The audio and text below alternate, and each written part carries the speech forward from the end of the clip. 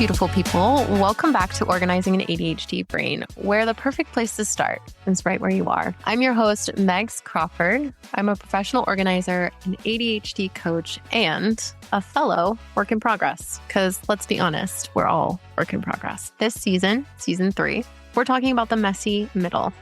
Not about the before, not about the after, but all of the stuff that comes in between. Because let's be honest, there's a lot of stuff that comes in between that perfect before and after picture. So let's jump right in. Welcome back to the show. I'm so excited to introduce you to my new friend, Stephanie Wall Murrow from the Self-Care Circle. She is a mom, she's a teacher, she's a coach. Like so many of us with ADHD, she wears multiple hats. And today I'm so excited to chat with you, Stephanie. Welcome to the show. Thank you. It's so exciting to be here. I am pumped to chat with you today a little bit about self-care. That's something that you know quite a bit about. But first, tell us a little bit about your own ADHD journey. Yeah, that's always a story I love to hear from people. And I feel like with females in particular, it is not linear. There might have been a couple of points that were in a straight line, and then things went way off one way. And describing it as a journey, definitely hits the nail on the head there. I grew up in a family of educators, and so I was very used to hearing about things like this and learning about how kids learn differently and how teachers and schools and education will accommodate for that to meet the student where they're at.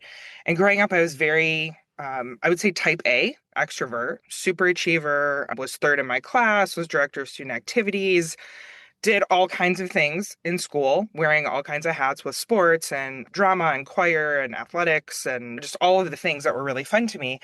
And that kind of continued as I went to college, went to grad school, and I always did well, but I was always tired. And there were days where it was just the mental fog is what it seemed, or I think now it's easier in the device era that we're in. We all see that battery monitor and we're going like, oh, it's getting low. I better grab my charger. So I always had a lot of feelings like that. And I just thought, oh, this is probably just how most people feel, not knowing anything any different, so to speak. And fast forward, I'm a grown up. I'm doing the career thing. I had a job where I traveled, which is really awesome and really exciting. Still love to travel. Like we'll go on any trip, even if you want to go to the middle of nowhere in Nebraska, I'm in. I had my first son, was pretty typical in terms of like pregnancy and like becoming a mom and learning all kinds of different new things of how to take care of this tiny human being that you're responsible for. And then I did the same thing again 3 years later, had my daughter. And I'd been through some trauma leading up to that pregnancy, a couple of car accidents, just some other odd things. And for me, it was just like, oh, okay, it's just one more thing that you have as a life challenge. And I was in my follow-up appointment after my C-section with my daughter, just getting cleared to go back and work out and lift things and all the things that, you can't do after a C-section.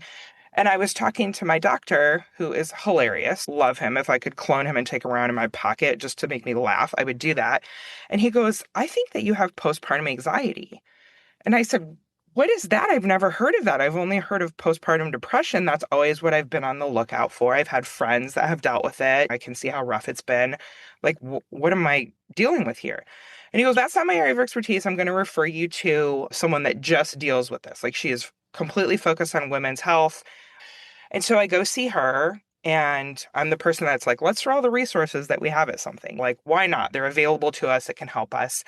And so she's asking me these series of questions, and I'm going back through different phases of my life, and things are popping up. And I'm going, okay. And so through the appointment, she leaves and she goes, have you ever had an ADHD evaluation? And she goes, let's get you set up for that. Let's see what happens. She goes, I think something's going on there for sure. With the way that my practice and my business operates, like I don't do that part of it. But if you end up having it, we're going to treat that. We're going to treat this anxiety that you're dealing with. And I find that with most patients that have ADHD, it's not just that. Like it might be paired with another thing. It might be paired with more than one thing.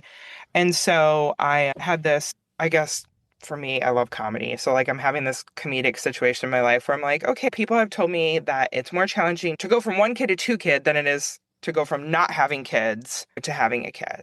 I'm like, well, maybe this is part of my challenge. I don't know. And my husband seemed to have like child amnesia at the time.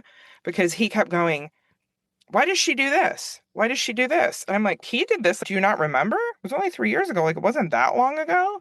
We're doing all these things, trying to make light of it. We're just going through the day to day. And then all of a sudden I was like, oh, you have ADHD. And I was like, that's really weird because what I have known about diagnosis and treatment, like all of my friends that had it, like years ago. And so it was just a thing that they grew up with. And along the way had different tools for their toolbox that they developed or bought at Home Depot and figured it out. And I thought, what do you do now when you're 37 years old and you thought you'd been doing really well, but gosh, like what could have that been like? What could have been easier? And there's no rewind button, right? So there wasn't really a lot of time that I wanted to dedicate to like dwell on it. But I did want to reflect and go, what can I learn so that moving forward, it can be easier for me, but also easier for me to help other people, right? Because so much of what I've always done in my life is tied to what I can do to help support somebody else. And so I wanted to make that a part of what my journey was going to be, now knowing exactly what I was diagnosed with. That's incredible. You mentioned something not to do with you, but it triggered something that I thought of. Go to Home Depot and buy your tool. Oh my gosh. ADHD is like you can go out there and there is a Home Depot of tools you can Yeah. choose from to help Yeah. you in your life. And as far as the what if scenario, that is something Mhm. we can all so much relate to. And thank you for sharing that because one more person saying it just validates it that much Yeah. more. And then once we put the what if behind us, we start to say, what now? So, what is now? What are you doing with your life, the Yeah. diagnosis, and your It's journey? it's been very interesting and also rewarding because I feel like it's been a spider web of stickiness in a good way that just keeps growing. And at the beginning, I just wanted to learn about it. So I had this fabulous coach. I think that's part of what inspired me to want to formally coach people that have it or think they have it and are wondering what to do. So I continued on with my day job. I was very corporate America. I worked in business development in the field of audiology, which I loved because treating a patient with hearing loss doesn't just treat the patient. It also treats their family, their coworkers, all of the people that they're communicating with all day long on a regular basis. And so I kept along with that because that was something that I knew. I got to the joking part where it was like, I feel like I could do this job in a coma, right? I loved helping the providers. I loved helping the people in the practice that support the providers and take care of the patients in a number of different ways. And so that was a way to keep my battery really charged. And then the journey expanded from there. When I had my diagnosis, I had already been teaching yoga for 3 years. And that was something that I had practiced for a long time. It was interesting. When I was pregnant with my son, I was having a hard time finding prenatal yoga classes. And I live in Atlanta, right in the city, like great metro area, lots of resources, great yoga scene. And I found myself not being able to easily find a prenatal class. And I was trying to figure out what do I do because this is something I love to do. And there's all of these different schools of thought of what you can do and can't do with physical exercise in general when you're pregnant. And the fact that I was spending more time driving to classes than I was being in actual classes when I was pregnant with my son led me go, okay, I'm going to be the person that teaches this then. I will learn that. And I loved coming out of a class and seeing how great people felt. It was like the stories that I would see with patients that were being treated with the clients that I work with that were the actual providers. And I thought, this feels good. Like, how can I do more of this? And I know how great I feel when I come out of a yoga class. So to be able to give that to people, that's pretty awesome. So it just kept expanding from there. And since the day job was on autopilot, so to speak, that left me with enough energy to pursue other interests. And that ended up going from one yoga teacher training to two, to three, to a meditation training, to a Pilates training. And I got more and more into it. And it was interesting because that kind of started spreading over to what I was doing in business. And so I found myself working on so many different things that focused on mindfulness and presence and just ways to be realistic in a world that moves faster than ever ADHD types love, right? There's that constant stimulation. But that the downside of what goes along with it is that constant on. It's the energy drain. It's the interruptions from the notifications. The notifications are turned off on my devices to the point of if somebody isn't dying and needs me, those are the only people that are going to find me because there's just way too many things that could distract me with the way that my brain works. And so as I'm watching all of these things weave together and form the spider web and then let it get bigger and bigger, that led to me coaching and consulting on a couple of individual projects that kind of led to the design of my business, of me looking at as much as I love what I'm doing in corporate America, as much as the outcome for that as a business person was gratifying because not a lot of business people have that type of satisfaction. I just kept thinking there's got to be something where I could make a bigger impact and something that would make me feel better every day. And some days I felt good all day. Some days there might be like an hour where I was like, nah. It reminded me of one of your recent episodes where the guest was talking about this like cloud over her head. And I could pep myself up. I could do something to gear shift and move into a better mode. But I was like, nobody wants to feel crappy. Like nobody wants to feel, man, just like average or mediocre.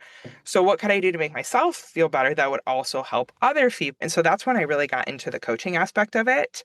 And I love to support people, not just to give them more tools and resources, but also because sometimes people just need a buddy. That's like the workout partner. I'll probably still have a personal trainer for the rest of my life. I don't need it from a technical standpoint, but I need it from, hey, you're only on my schedule once this week. We normally do it 2 or 3 times. What's going on?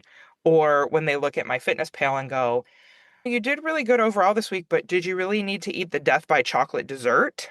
That thing was crazy. Like you sent me a picture of it. That was like Food Network. I'm like, funny you should mention that because when I travel, I love to use the Food Network app and go, what's good around here? And if it's one of those one in Rome situations, that's what I'm going to do. But I started watching these areas of accountability with myself and others. And I thought, okay, I think there's something to this where finding the right combination of helping someone grow and evolve with that accountability balance and that like support and buddy system, I think that's a sweet spot. And so I was testing my friends as guinea pigs, similar people like myself, high achievers to do a lot of things, get very excited about all of the different things. And so I essentially birthed a coaching program right out of that. And here I am. That's beautiful. There were so many things in there. I just loved everything that you said because I resonated with so much of it. You talked about having a personal trainer, even though that's what you do. And one of my good friends, Mare, always talks about how coaches need coaches. And Yes. teachers need teachers because just Yes. because there's something that you know well enough to be able to teach, you do need someone to remind you of those things on your hard days, like my friend Kendall said with the cloud over your head. Yeah. Yeah. And people sometimes think this is ironic, but it's just like you said, coaches need coaches, teachers need teachers. I have a business coach. Do I need one? Probably not. In my business development role, I essentially was a business coach for more than 15 years, but I thought it was such a great resource to have because I'm going under this new endeavor.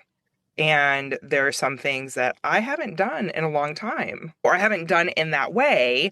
So how could I match up the stuff that I already knew I was good at and add in these new things just in another way that makes things easier? And that's something that I say all the time. What can we do to make it easier? What can we do to make it simpler?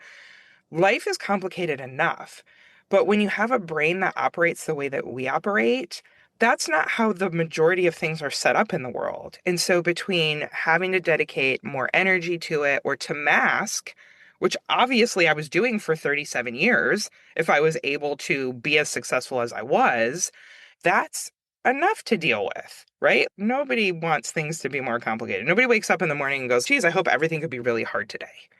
So me having a business coach and me having a personal trainer, like that is my way of making those things easy, whether it is one of those days that it's hard or whether it's just, you need somebody, essentially, I guess it's almost like body doubling, right? Like people with ADHD do really well when they're working alongside someone else. But when I learned about the body doubling concept, I thought, wow, that was why I used to love study dates. Like I would have so much fun hanging out with a friend, and we might not even be studying for the same test or working on the same project, but like just having that meetup to go sit in the library, the coffee shop, and work on things together. That was always something that I would look forward to and always enjoy doing. It's because how I'm wired. Let's take a quick break. If you're enjoying this episode, I have a quick favor to ask. Could you take just a minute to leave a review? I know. Every podcast asks, but here's the deal.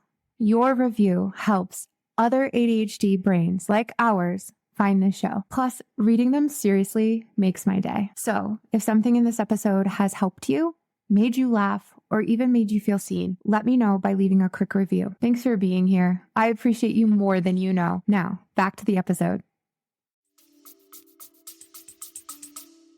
Beautiful. I just recently started these community events in January, and I had these lovely people show up the first time. There were so many people, and we were talking about all kinds of different tools in our toolbox.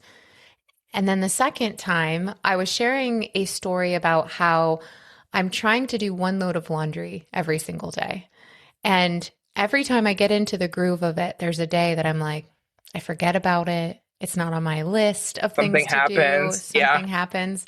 And one of the women who had been there the first time goes, oh, you had mentioned habit stacking. What if you tried habit stacking? Yes, I love that. Because we have so many tools. We have so much knowledge that oftentimes we can't step outside to see the gap in our own life. And so having a coach when you are a coach is so valuable because they help you learn so much about yourself. And how awesome is that? Like from your perspective and her perspective, the fact that she could teach that to you, like that showed that whatever way you explained it to her, that landed with her well enough for her to commit it to memory and to be able to teach it back. That's the ultimate, right? And with the way that we're wired with an ADHD brain, the habit stacking sometimes seems like that's the only way to make something happen when it's new. And that's something I talk about with my kids. And they're young enough that they get it. And we're working on a new habit stack right now for the morning routine. Because as one of my friends says, she's a pediatrician, she goes, doesn't matter how old you are. Everyone is still a kid in the morning. They're trying to get out the door to go to school, even if they're not in school anymore because they're grown up. It's still that same mentality of what do I need to do? And I'm not awake yet. You're chugging the coffee as an adult and you're still going, this isn't working. But she point blank just says, getting out of the house in the morning, that's not easy for anyone. Doesn't matter what time you're going. So what habits can you stack? What could you do the night before to make it easier? Like a lot of the things that we recognize work well with ADHD. Yeah, those things work well with a lot of brains, but it's harder for us to get started in the beginning. Yes. I want to talk about your self-care circle because self-care has been a buzzword for a while. And very buzzy. Self-care sounds amazing. I love taking care of myself or the idea of it and taking a bubble bath or going to get a massage. There's also a negative connotation to it in that what does it even mean? And is self-care, are you really able to pause long enough to actually get that in? So can you tell us your perspective on self-care? And after that, I want to dive into the messy middle of it because we know just because you know what it is or how to implement doesn't mean that then it's all perfect from there. So part of the reason why I wanted to include that term in the name of my business, and it's part of one of my programs, one of my membership programs, it was coming from this place where, yes, it was buzzy. Like it was buzzy enough to the point where people recognize the term. But for me, it was also something that other people helped me recognize was so impactful for myself. And at the time, this was during the COVID shutdown, right? So my husband and I are out walking one day, and it was like so new to shut down. We were going, are we even allowed to be out walking? Like we have this great walking trail from the house, and we're walking, and we're like, I don't know, we're going to get in trouble. And we were talking about it, and I had asked him, I said, like, obviously we're in this weird, bizarre situation, right? Who knows what we're going to look back on in 10 years and think of this. But like in the meantime, what are you doing to take care of yourself? And so for years, I'd had colleagues asking me and other parents, they were like, I don't understand how you do all of this. And so they would start to ask questions and peel back the layers of the onion. And they would say something like, I have a job and like I can't even make it to the gym to work out, but you're there not only getting your workouts in, but you're also teaching a couple of classes. And I said, yeah, like that's just fun for me, right? That never seems like work. It's another way to help me recharge my battery. Or one mom said to me, she goes, wait a minute, I didn't even know that you had a full-time job where you traveled because I see you at school regularly. And I'm just like, why wouldn't I be at school regularly? Like, I want to volunteer. I want to do this. I want to do that. She goes, I guess I just figured if you were working all the time, you wouldn't be able to do that. I was like, no, I have a full-time job. It's 40 plus hours a week. I travel every week. Sometimes it's an overnight or a conference. But she goes, wait a minute, but you do all this stuff with the PTO and you just formed a nonprofit for kids and you teach yoga. Like, do you sleep? And I was like, yeah. And so I started looking at more of these things and these questions I would get from people. And I thought, you know what? If I was not literally blocking and tackling my calendar to be able to find these moments of self-care that I knew were healthy and fulfilling from a lot of different angles, I don't think any of this other stuff would be happening, period, let alone going through it and not feeling like I'm just in execution mode. And I started doing something that I did in the business world. I would do a lot of schedule analysis. So I was like going back through my calendar and going, wow, okay, that might not have seemed like self-care, but it definitely was. And so I started digging a little bit deeper and going, wow, there's a lot of things that to me are self-care, but wouldn't necessarily come up with what someone might associate with it. I can't just drop what I'm doing and go to a spa for a day. I feel like the bubble bath is another stereotypical one, right? What do I do if I don't have a bathtub, right? Like I just have a shower.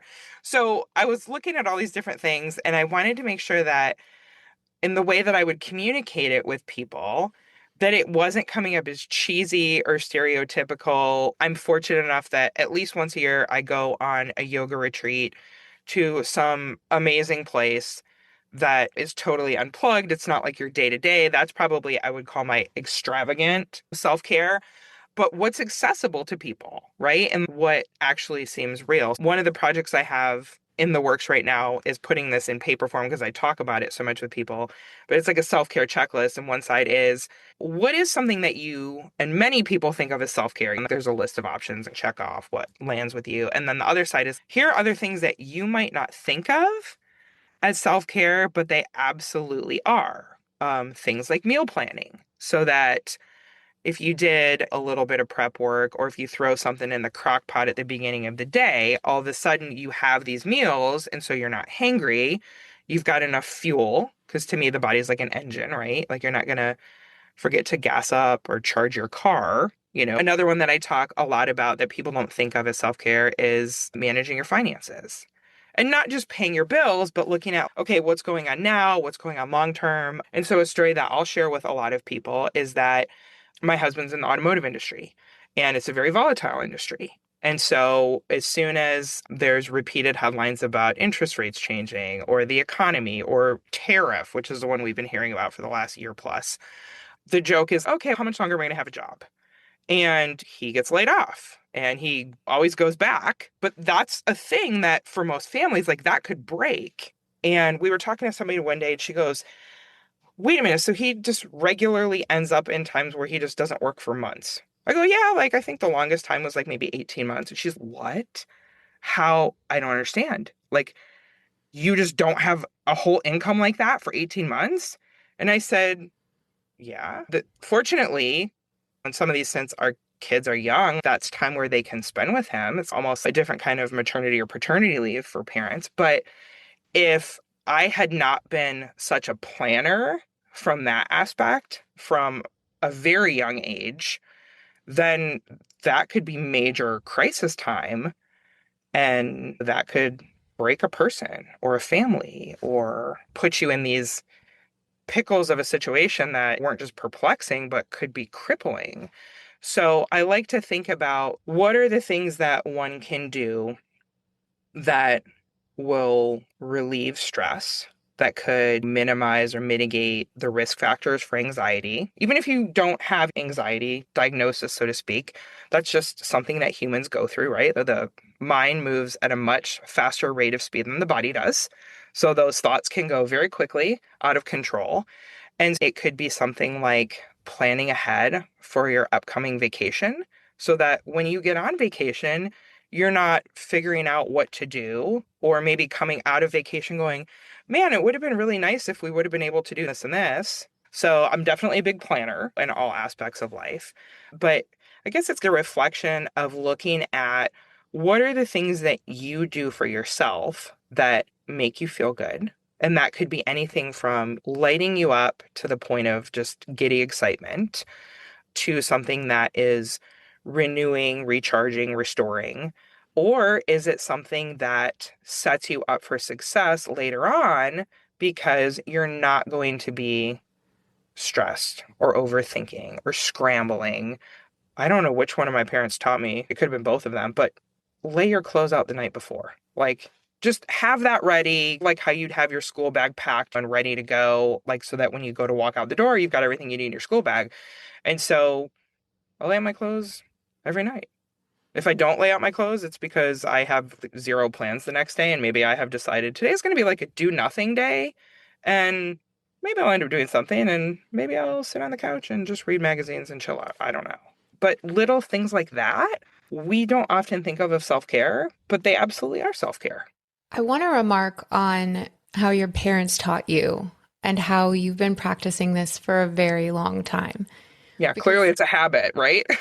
I know some of my listeners are going to be like, she does what? Because Yeah. these are all things that have Mhm. developed over time that you've been practicing your entire, not only childhood, but into adulthood. And they were tools that were given to you by people who knew that you were going to need them in adult. I want to recognize that because that's important. That means that everyone who is listening is capable of it, and Absolutely. they're going to be at a different part in the journey. I say that because I don't lay my clothes out the night before, and I'm like, that's a good idea. Do I want that to become my next habit as I'm working on these other things? You've got these incredible ways to plan. I have this incredible client I've been working with, and we often think about all these other women who seemingly have it together and are able to do all of these things like you are doing, that you're volunteering and then you're also able to teach classes and work a full-time job. And you are superwoman, the way that you handle it and then also take care of yourself. And if we're looking at you and comparing ourselves, we can sometimes say, I'm not good enough or I'm not there. That's not what this is about. You've been working on this for a very long time. And business owners too, right? We can sometimes compare ourselves to people who have hundreds of thousands of followers or they've got these incredible websites. But again, we're not equating the amount of time that we've put in. So I want to put that out there because you are this bright, shining star that can light the way for some of us who don't feel like it's possible, but you have practiced and you have gotten there. Can you tell us about the messy middle of change and how you help people understand what their own self-care is? Yeah. And I do want to clarify, I am not Superwoman. I don't want to be Superwoman. Superheroes are big in our house right now. My daughter wants to know, why is it Iron Man and why is there no Iron Girl? And so apparently she's going to make that a thing. I don't know if there'll be a movie, but I think it's easy as we hear these different things and get these different ideas. It's easy to go, oh my God, why didn't I ever do that? My current version of that in my business is being in a career for years. My audience was essentially LinkedIn, because I was a business person. That's where I was focused. And so from scratch, I started my email list just back in October. And I'm beating myself up the other day because I'm like, I only have 200 subscribers. And it wasn't for me about, oh, I need 1 million subscribers. It was like, I can't share good things with people if I don't have a vehicle to get them there. And so the whole quote of, what is it? Comparison is the thief of joy. That is something that I feel like comes up all the time. Everybody is starting from somewhere. There's always something that is able to be added. that will help to make things easier. And that doesn't matter if you are like flat out in 10 feet of mess in the middle, or if you're messy at times. It's okay to be messy. And in fact, to me, that shows that you have a full life. My husband was going on and on the other day about how messy our house is. And I just said to him, this is the sign that life is happening, right? Like life is clearly being lived here in this house with a lot of people in and out of it all day long, and a puppy. Like clearly there's going to be mess. It is a puppy, right? So I think the first thing is just embrace wherever you're at, whatever that happens to look like with the day, with the time, with the situation, because resisting it or trying to beat yourself up, it it's frustrating. To me, it's a waste of energy. And I think once you can embrace that, if this is where I'm at, then it's a lot easier to figure out what to do next. If we were to use self-care as the example, you might be prioritizing it. You might be doing something every single day for yourself, even if it's for 5 minutes, right?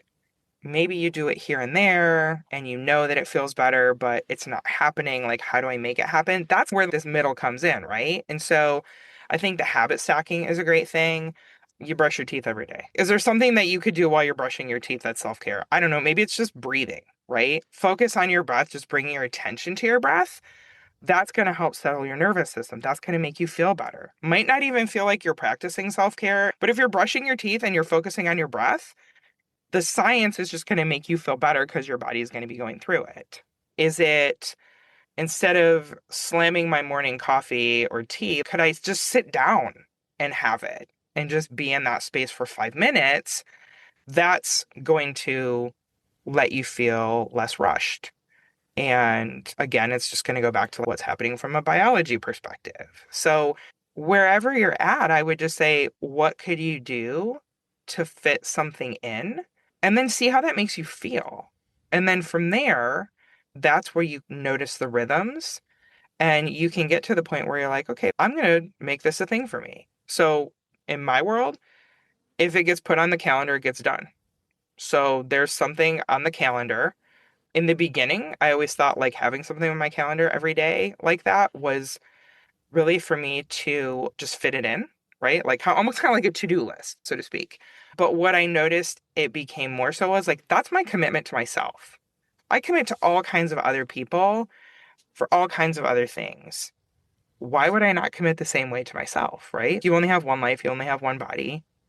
The oxygen mask analogy is something I use all the time on the airplane, right? They literally tell you in the safety video, put on your own oxygen mask or you're not going to be able to help somebody else with theirs, right? And as somebody who's flown over 1,000,000 miles in their life, like I still am constantly telling myself this because I obviously haven't heard it enough times. So, what is your oxygen mask? Another one that I love is when you really find yourself in the mess, put yourself in timeout. Like literally adult timeout. It's amazing. I discovered that if I went and hid in my pantry, was how I described it during COVID, when all the kids are home and everybody's working from home and all these crazy things are happening. I discovered that if I went in my pantry, nobody knew where I was at, which was hilarious. I could hang out in my pantry. It's beautiful. It is my adult timeout spot that like I can go and nobody's going to find me. And I don't know, I might scroll Instagram. I might listen to an audiobook. I might just sit there and do nothing and have a snack. Like it doesn't have to be this grand thing. And I feel like when we're right in the middle of that mess, that's where it gets tougher and more confusing because you're living it, right? Like you are in that moment. But that's okay. Like messy is good. Everybody's starting from somewhere. And like how if you were going to call an IT department, like what's the first thing they say? It's like one of two things. Did you reboot? Is your software up to date? We're the same way. So reboots are good. Like when you're stuck in it, how can you break that inertia? What can you do to reboot? Turn it off and turn it back on again. Go hide in your pantry. I used to hide in my closet and it was brilliant behind the clothes. So the sound was muffled. Yeah, it's going to muffle all the sound. Yeah, because an ADHD brain, like they're going to notice all the sound and they're going to zoom in and go, what is that? Is something wrong? Do I need to do something? Oh, no, I don't. Okay, I'm now back here. But you're still having that reaction. So, if you can find that sweet spot, literally, physically, like, cool. You've got that spot. I also think it's like a little bit fun, right? Hide and seek as a kid was fun. Fun is good for us. Have more fun. If things feel too messy, that could be a sign that maybe you're not having enough fun. I like that because fun is also self-care. It is. One thing you were talking about is how when it's messy, the messier it gets, oftentimes I know for myself, that's when I'm not thinking about myself, or it's the first thing that I let go of because I'm like, well, I don't have time to. That is a common thing I not only tell myself, but I hear others say. Now, Yes. after doing it so many times, I have reminded myself, I come back to it. I say, oh, Megan, you don't have time not to. You have no Yes. choice Yeah. but to take care of yourself. Can you speak to that a little bit? Because as you're talking, you're doing all of these things and you're finding ways that you're busy, but also that is baked in to your busyness. You don't get to be busy without taking care of yourself. So how does someone who is not used to taking care of yourself, has never put themselves first, and is now trying to bake that in, how do they do that? Yeah. Yeah. A couple of ideas. One is schedule it. Like just put it on the calendar. That gives you the time, right? It also gives you something to look forward to. And you might not even have anything planned, right? But put 15 minutes on, an hour, like whatever it is that you can fit in. You probably have a lot more time than you realize. You're using time as the excuse. It's tougher to make that first step. There's all these productivity studies, and this was a conversation I would have regularly as a business coach, right? Like I'd want the owner of the business to pull all of their employees out and do a development session for the day. And it might be training, it might be team building, it might be personal development, like whatever. It's investing in the business and it's investing in your people and it's lighting your people up. And they would say, I just don't think I can afford to do that. If I shut down the business, there's no revenue coming in. And my response would be like, you can't afford not to do this. You can't. It's tough to get out of that mindset. And maybe that's the time where you're like, okay, I need to do a complete reboot. Shut off all of the things, put yourself in a different space. I don't know if it's available to you, go check into a hotel for a night. Put yourself into a different environment to be able to get a little bit more clarity and then figure out like what could that look like, because the reminder that I always have in the back of my head, it came from this book that I read in yoga teacher training. It's called When the Body Says No. And it's a little bit old school. Like I don't remember if it was written in the late 80s or early 90s, but the physician had chronicled all of these patients that he'd work with that had just chronic situations. And so many of those things came from I kept forcing myself through the mess. I ran on the inertia and I just kept going and going. And then all of a sudden they'd end up with something that, was preventable. But now it was a part of their day-to-day life because their body was literally going, no. Physical signs, right? If I'm at my computer too long, I notice my shoulders are like creeping up. Or people get these tech neck syndromes, like when you're noticing something physically in the body that just isn't feeling good, that can be one of the easiest ways to shift because you could get up, you could walk around, you could pause, you could take 3 cleansing breaths. Like you could do something that's very simple. And with the way that our minds work, it's usually that first step is the hardest. Once you get that going, all of a sudden the energy flywheel kicks in, you get that hit of dopamine, and then all of a sudden you can keep going. But like that first thing can be a reason not to do stuff.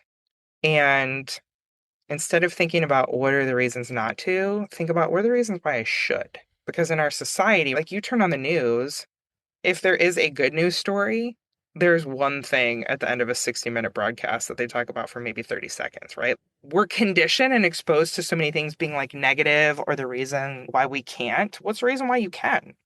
And just do that and just see how that feels. If you're into journaling, write it down. Like the act of writing it down is going to help you remember how that felt. And now you've also got something to refer back to on the days where you're like, man, I know I should be doing this and I want to do it, but you're going like, how do I go to do it? What can I do to make it happen? Teeny tiny things like that done regularly are going to give you a whole different feeling about self-care. You mentioned so many incredible tools and so many incredible things to try to do. And I want to speak to the ideas. Sometimes we have all of the ideas, But when it comes time to actually do something in the moment to We take care of do. ourselves, it's like, so I encourage anyone listening now, think about one thing that stood out to you.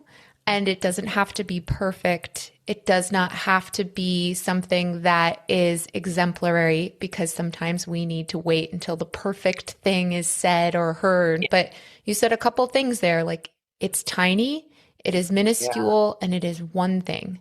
And so pick one thing that stood out to you and see what that looks like in the moment when you're either brushing your teeth or when your neck gets sore. Those are the things that make the difference, is picking the thing. Like, okay, I'm just going Yeah. to try this. Just this one thing, not the 80 things, Yeah. because that's huge. Yeah. And it's making sure that you're actually doing it, right? Nobody can do this for you. And it is easy, like you said, oh God, there was 80 things. Like all of those sounded good. What do I do? Or, oh yeah, oh, the shoulder stress. Wait, I have that. But what was I supposed to do?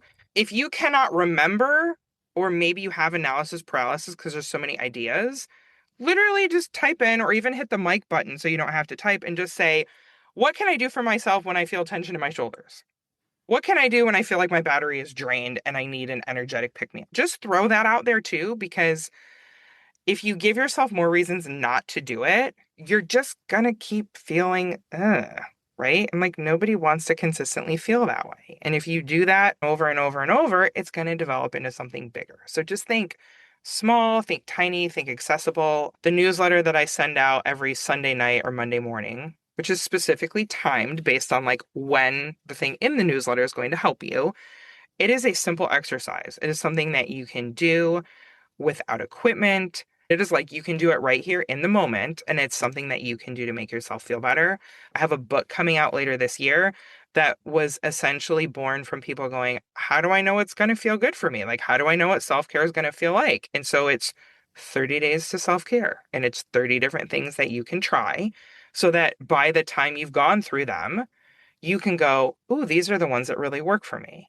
And how can I make that happen on a regular basis in a way that's realistic? Because I want to feel good. I know I need to take care of myself. I want to do that, but what can I do to actually make it work? That's awesome. I can't wait to see that book. And I know I'm really excited. Thank congratulations. you. One thing you said too is just noticing. That's another Mhm. thing that is taking a step in the direction Yeah. of where you want to go, is simply noticing when your neck is tight and what triggered that. That is enough to Yeah, start. that happened for a reason. So now when you can figure that out, now you can work on preventing that, which Yeah. is also another way of taking care of yourself. Beautiful. This conversation has just been really awesome. And I have so many ideas that I want to incorporate back into my own life, or just the Yes. reminder of having someone to nudge you to say, hey, are you taking care of yourself? I've had friends who have asked me, what's one thing you could do to support yourself through this week? Or even the other day, I had just gotten my period and I had 4 clients that day. And I knew I wanted to be the best version of myself. And my cramps were like, Yeah. You're like, oh, someone's stabbing me in the stomach. Like, how am I going to show up in a way that's going to make these other 4 people feel like not only I'm here, but like we're here to do the things that we know are going to make ourselves feel good. yes. And on that day, I put a heating pad on and I allowed myself to only have those 4 clients that I was working with. I didn't have any other pressure to do any other things. That was what I needed that day. And I decided in the beginning of the day, and after I had worked with my clients, it was one of the best days. Yeah. I didn't feel pain anymore. And it was really a beautiful experience because It's such a great example of just you met yourself where you were at on that day. yeah, because we can't show up the same every day. You described that. We're not going to be perfect and on and everything, but the more we take care of ourselves, the more we could notice that. Amazing. What advice would you give to the audience for starting to explore what self-care could mean for them? Be curious. Be curious. Just go do something. See what happens. Notice how it made you feel. You can even rate it on, my kids love this one, like the 5-star review, right? Did you do something? Was that a 0 star? Was it 5 stars? Just go do a little something. Doesn't have to be grand, doesn't have to be stereotypical self care, but just go do it and see how you feel. And because every day is different and because you're going to be meeting yourself where you're at, who cares what it looks like that day? Just go do it and see how you feel. And then from there, then you can figure out what to do next. But if you aren't curious enough to put yourself out there and just try whatever the first thing is, nothing's going to change. Just go do it. See what happens. Sometimes when I don't want to put myself first because I'm used to taking care of everyone else, I then start to think of the perspective of what my girls will see and how they see me taking care of myself. And I want them to take care of themselves one day. Yeah. And so if I can demonstrate that now as their mom, that's something that they can see and start to adopt as they become moms themselves one day. Or they don't because they are empowered to make their own decisions. Yeah, they're figuring out what works for them. We have this joke in my house that when it's nap time for me, like I'll be like, okay, if anybody needs me, just don't. And now when I get to the point where if anybody needs me, they just answer. But for them, what that has led to at 6 and 9 years old is I guess they didn't understand the term. They were figuring out their words. They're like, I need a piece of quiet. And I was like, oh, okay. So a lot of times I'll say to them like, what do you guys want to do tonight? It's Friday, right? What do you want to do this weekend? I just would like to come up with something relaxing. I just want to have a relaxed session. I'm like, okay, what does that look like to you? And it's different, but setting that example for them lets them also set examples for other people. And it goes back to this vision that I get in my head so often of the spider web, right? Like you're showing it to your girls. They're going to be able to help their friends that are their age. And who knows, like their friends might teach their parents something. But it's this constant positive energy transfer, if you think about it. And we all need more positive energy, no matter what type of brain we have and how it works. That's beautiful. So at the end, go find your piece of quiet. Yeah. I'm going to use that. Isn't it great? I feel like I might put that on a t-shirt or something. Please so that do. way, when you have those days where you're like, yeah, I thought I bought this t-shirt because it would be like funny and it would make other people laugh. But today I'm wearing it because when I look in the mirror, it's going to remind me I need that piece of quiet. Yeah, I like that. I have a pillow in my room that says inhale, exhale. Yes. And I tell people all the time as a yoga teacher, every round of breath is an opportunity for you to begin again. Like you don't have to start over on Monday or on the first of the month or the beginning of the new year. Like every breath is an opportunity for you to begin again. That's amazing. Stephanie, thank you so much for joining us here today. Thank you. It's been great to be here. Absolutely. And I hope to talk to you again. Sounds good. Thanks so much for listening to Organizing an ADHD Brain. Just remember, I am not a doctor or a mental health professional. Everything I share here comes from my own lived experiences or my professional experience coaching other ADHD humans. If you need medical or mental health advice, please reach out to a licensed medical professional. What you hear on this podcast is for support and education, and how you use the information is completely up to you. For more resources, free downloads, and different ways to work with me, whether through coaching or the community, please go to organizinganadhdbrain.com. And don't forget, the perfect place to start is right where you are.